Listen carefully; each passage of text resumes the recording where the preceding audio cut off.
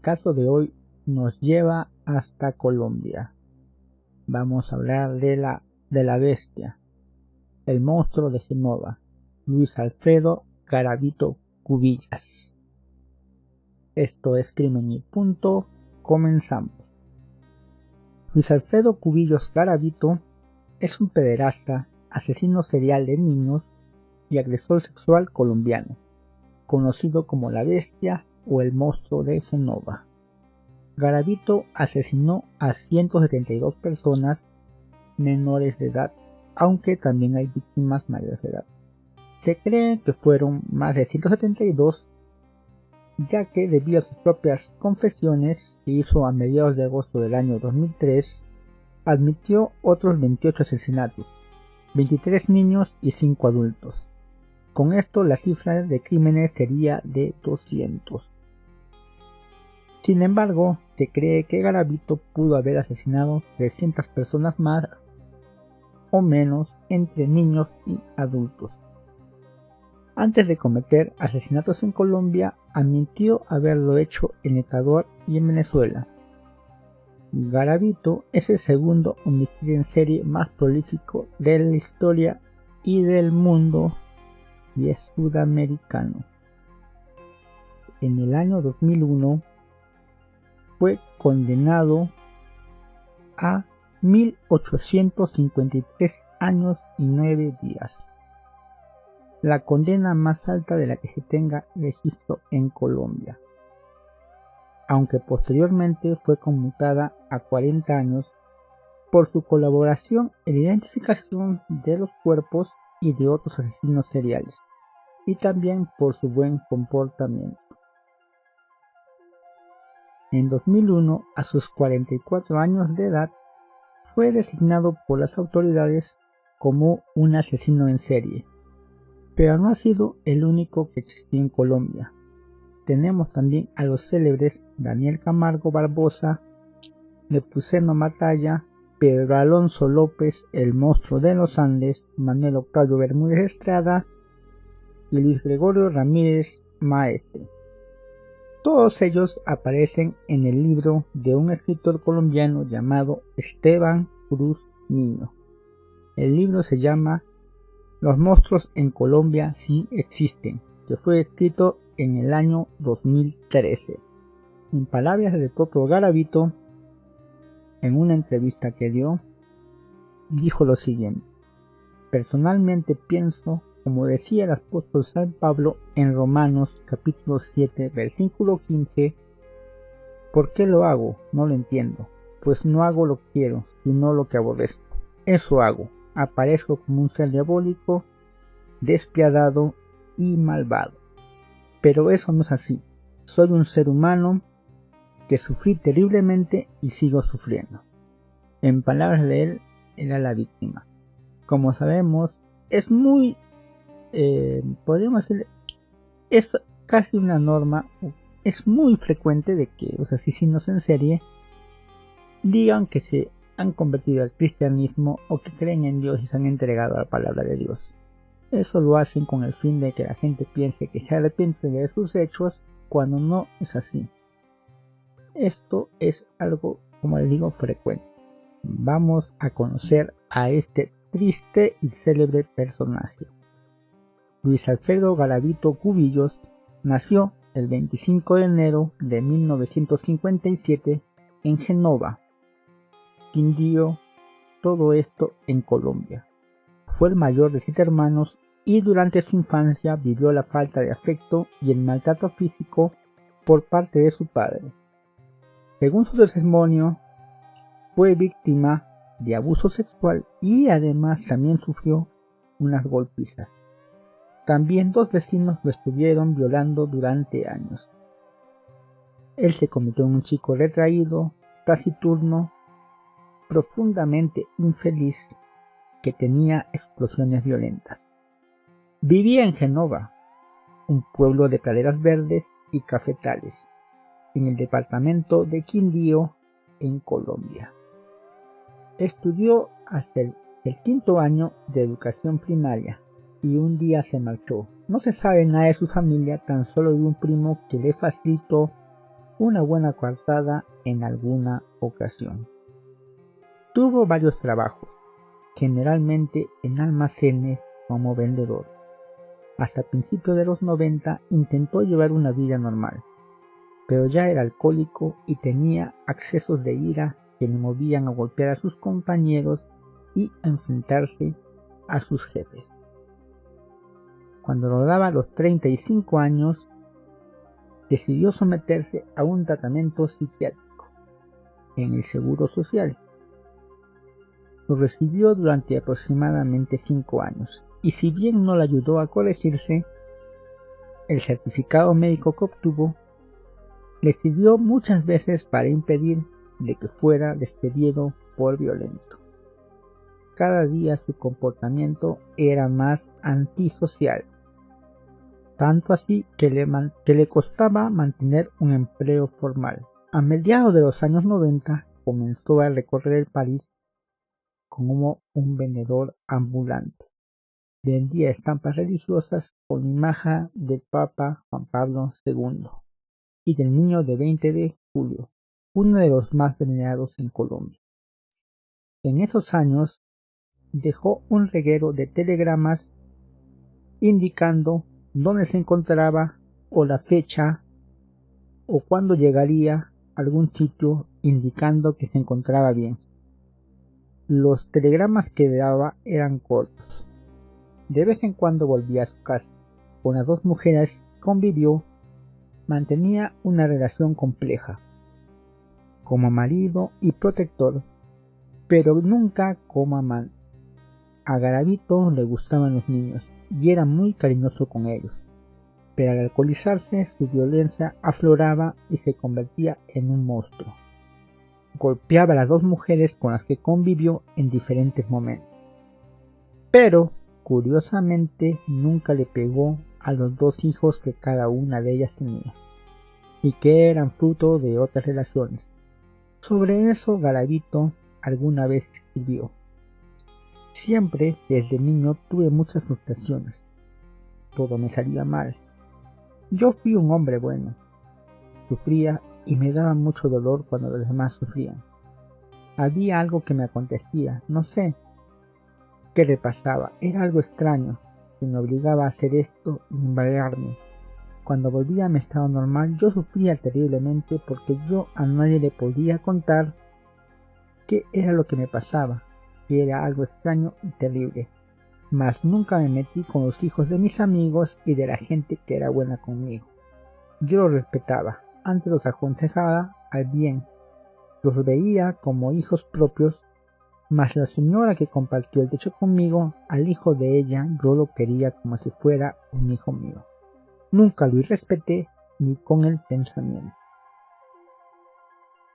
Llegó a recorrer 5 veces todo el país. Viajaba sin rumbo fijo.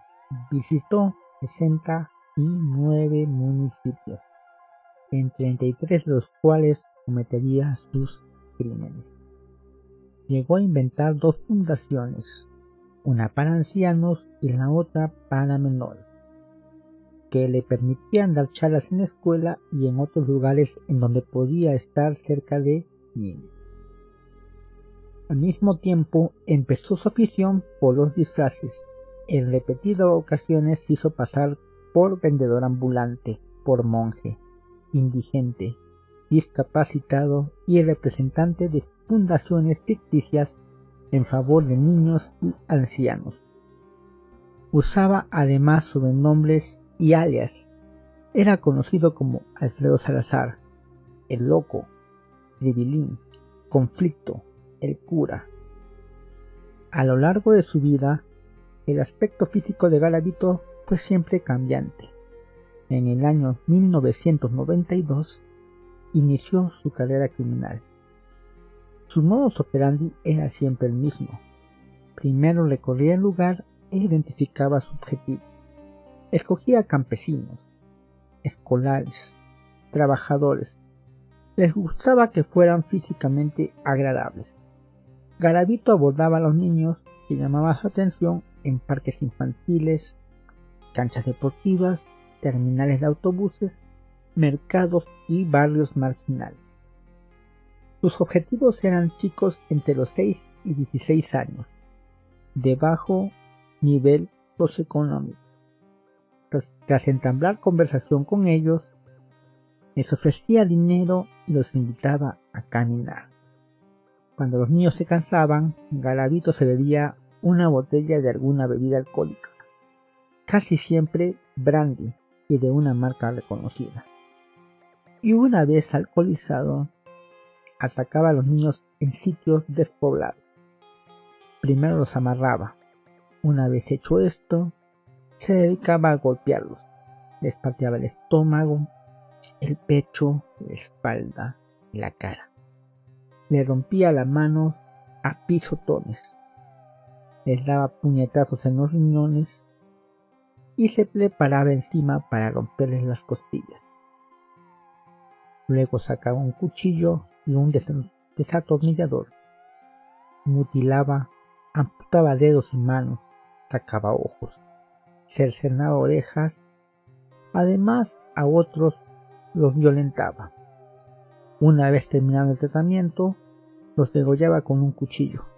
Luego sacaba una libreta y anotaba fecha, lugar y rayitas. Una raya por cada niño muerto.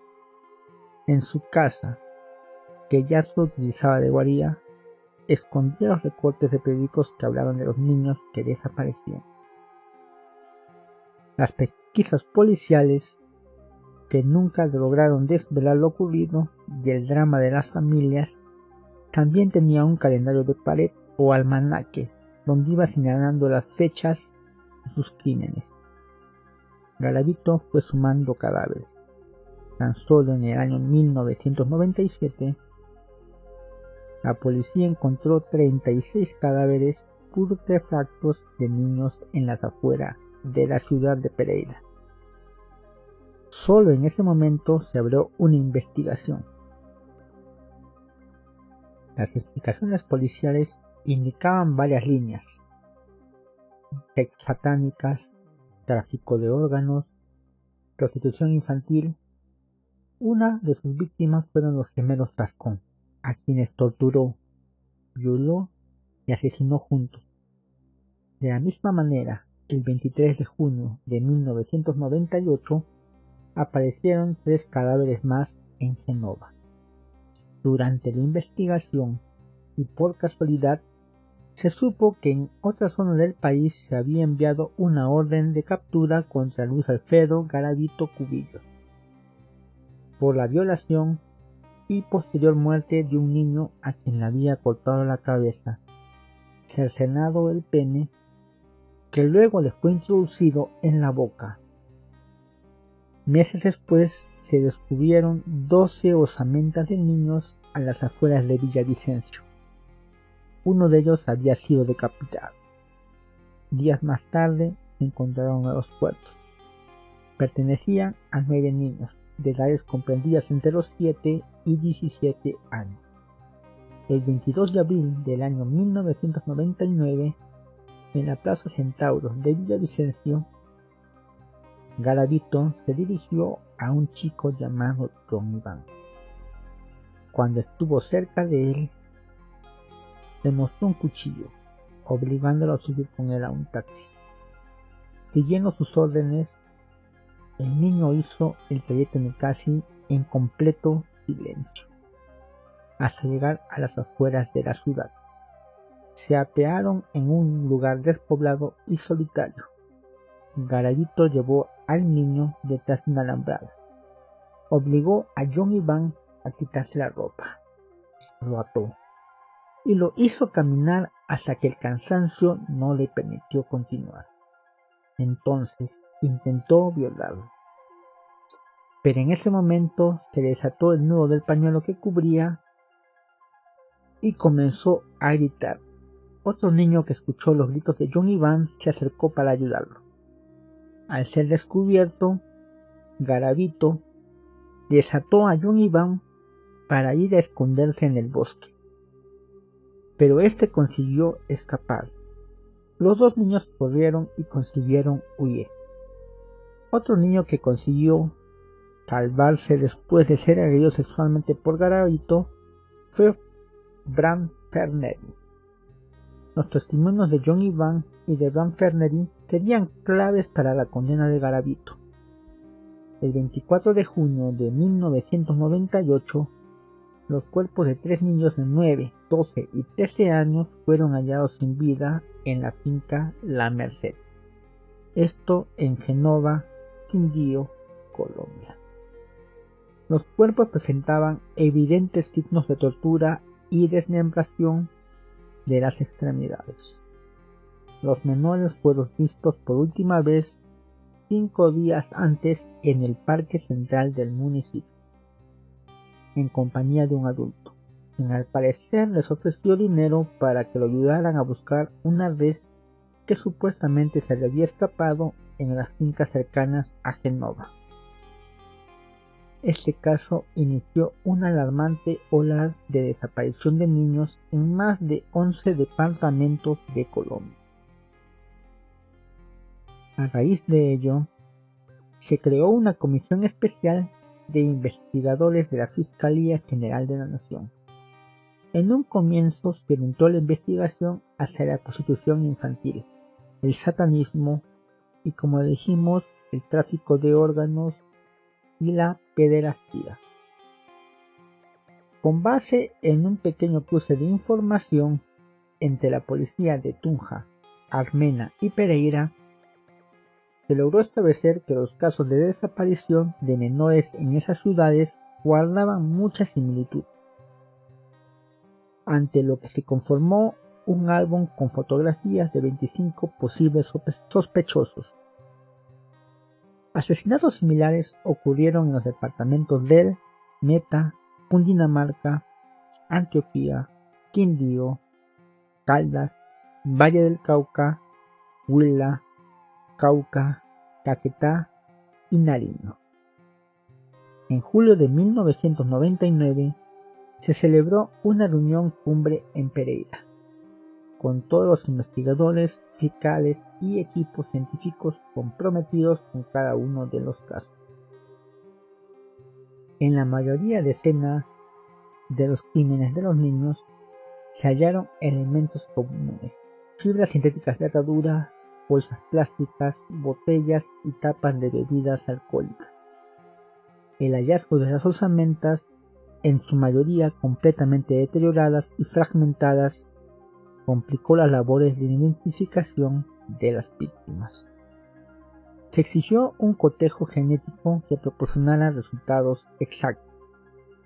En ocasiones solo se encontraron un fémur, un cráneo o huesos mezclados pertenecientes a extintos cuerpos humanos en el lugar donde Garavito enterró a sus víctimas.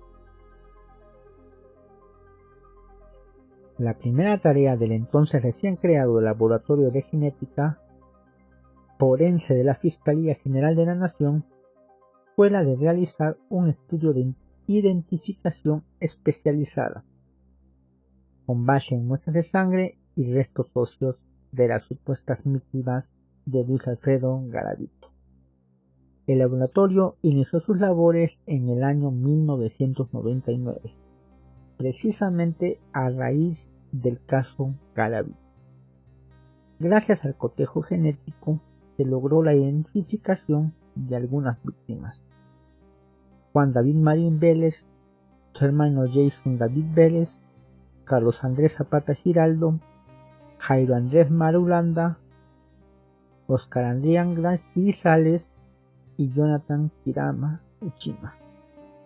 Otros 93 niños han sido identificados por el Instituto de Medicina Legal y Ciencias Forenses, mientras que 82 cuerpos permanecen como no identificados.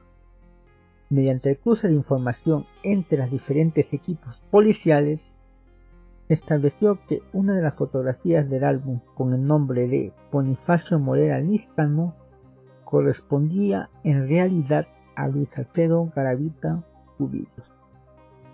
El 22 de abril de 1999, miembros del Cuerpo Técnico de Investigación de la Fiscalía capturaron in flagranti a Garavito en Villavicencio, en momentos en que intentaba agredir sexualmente a un menor.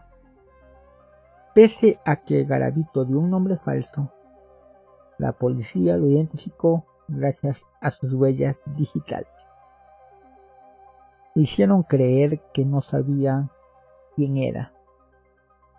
Y grande fue su sorpresa cuando le dijeron que sabían exactamente quién era y que era Luis Alfredo Garavito Cubillo. Lo interrogaron durante horas. Cuando se vio aclarado por el fiscal que le interrogara, Luis Alfredo Garavitos cayó de rodillas, soltó el llanto, pidió perdón por todo el daño que había hecho y dijo que iba a confesar. Sacó su pequeña libreta negra y detalló uno a uno todos sus crímenes. Por ejemplo, el 8 de junio de 1996 en Tunja había una raya. Esa anotación correspondía a Ronald Delgado Quintero, una de sus víctimas. La libreta ayudaba a Garavito a recordar a los muertos. Era el recuento de sus andanzas. 4 asesinatos los había cometido en Ecuador.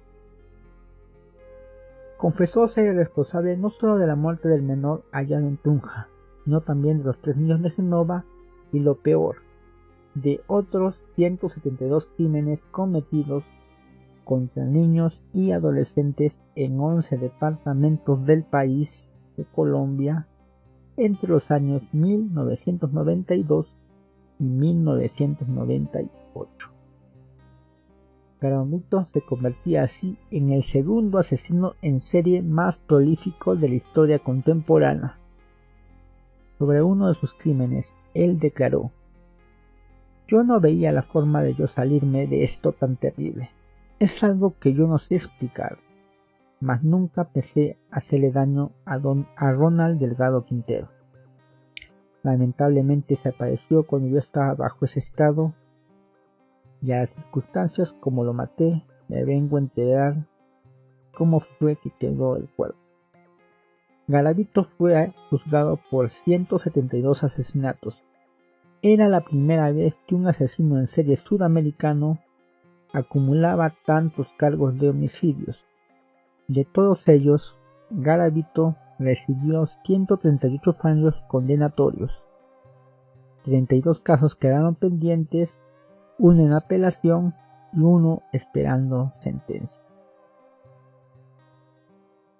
La suma de las condenas era de 1853 años y 9 días. En su libro 192 niños asesinatos, el escritor Mauricio Aranguren Molina documenta su encuentro con Garavito en la prisión. Trataba de no pensar en lo que sabía sobre él, para lograr una percepción real del otro Garavito, el hombre en extremo amable y servicial. Mientras él preparaba el tinto instantáneo, servía el agua de un botellón, le ponía las cucharadas de café y este escribía, y yo pensaba. En la confesión se le escuchó decir que torturaba, violaba y asesinaba a los niños porque sentía un inmenso placer al hacerlo. Sin embargo, jamás admitió que solo alcanzaba la elección y el orgasmo si golpeaba hasta la muerte a sus víctimas. En medio del coito contra natura, eso hace parte de su intimidad. Según él, quizás jamás lo reconozca, pero la verdad es simple y espeluznante. Satisfacer su sed de sexo y sangre era la razón de fondo de su proceder. Culpar al resto del mundo es una gran justificación, y adjudicar sus actos a una fuerza del mal que lo domina es buscar en lo espiritual una explicación a un comportamiento terrenal, con el único fin de evadir su responsabilidad ante una sociedad profundamente cristiana.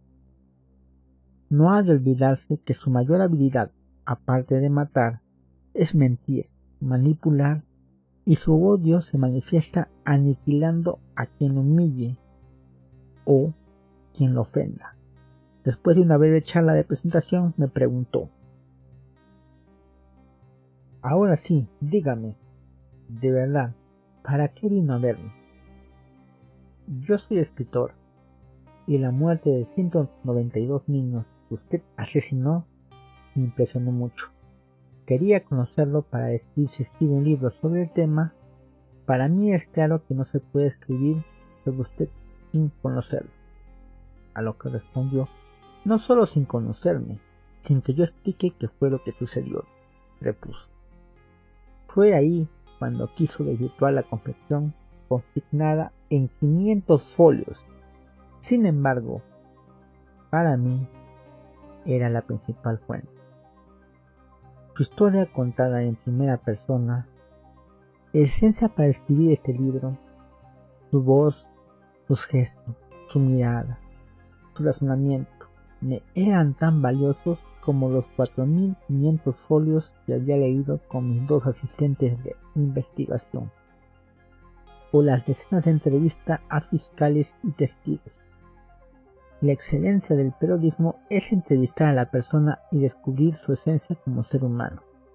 A pesar del malestar que me causaba estar frente al asesino de niños más grande de América Latina, me contuve y lo entrevisté. En una entrevista concedida al periodista Guillermo Prieto Larrota, el Pirri, y transmitido en el canal colombiano RCN el 11 de junio del año 2006, Garavito negó haber violado a sus víctimas. En este mismo trabajo periodístico, dicho asesino aseguraba que había cometido los crímenes por supuestas órdenes del diablo. Anunció además que había sido ordenado pastor de la Iglesia Pentecostal Unida de Colombia, la Iglesia Unitaria, y que esperaba algún día a tener un curul en el Congreso de Colombia para defender los derechos de los niños. ¿Qué tal ironía? Según se publicó en el periódico colombiano El Espectador, a partir de entonces, Garavito guarda en su celda libros cristianos, escribe cosas sobre la Biblia y ora por todos los pecadores. Amariles Gallego, el pastor encargado de Garavito, está tan convencido de su cambio que asegura ser capaz de dejar a sus hijos en la celda solos con él. Esta anécdota sirvió como base para la película protagonizada por Damián Alcázar, titulada Crónicas, que cuenta de forma cruda la historia de Garavito. A raíz de este caso, se adelantó una propuesta para convocar a un referendo de enmienda a la Constitución colombiana para permitir la instauración de la cadena perpetua para violadores, secuestradores e infanticidas. Garavito estuvo a punto de ser dejado en libertad en el año 2010, pero la presión de la opinión pública a raíz de la entrevista que le hizo el Pirri logró que se abriera un nuevo proceso por otro crimen, lo que dio como resultado una condena de 23 años más. Al saberlo, Garavito intentó suicidarse golpeándose la cabeza contra las rejas de su celda. Garavito está recluido en el penal de máxima seguridad de Valledupar. Esto es en el norte de Colombia, una de las cárceles más seguras del país, dado que es un infanticida.